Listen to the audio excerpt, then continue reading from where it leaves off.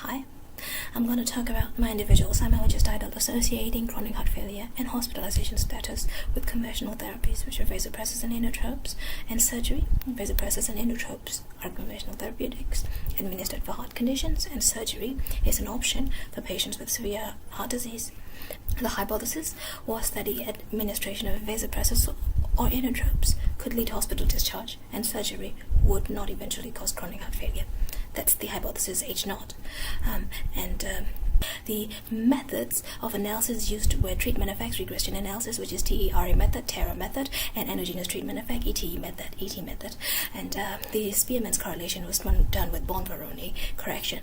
So the relation between vasopressors and chronic heart failure was first tested, and the TERA method showed that the average treatment value, ATE value, was greater than 16% with p-value less than 0.05, which is significant.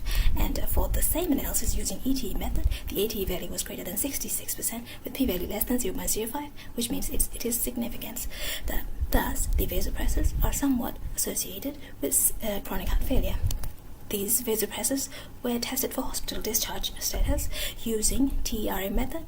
The p-value was not significant. It was greater than 0.05, which means that the association was not significant, and the ATE value was less than 1%, even though p-value was less than 0.05 when using the ET method, ET, endogenous treatment effect method, which means that the average treatment effect is too low.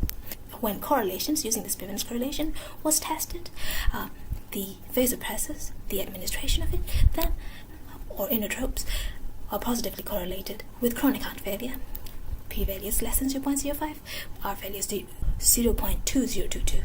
And another factor, surgery, was tested using ETE, and the ATE value was greater than 76%. P-value was significant. When using the TRA method, ATE was greater than 12%, with P-value less than 0.05, significant. And it indicates that surgery could eventually lead to chronic heart failure.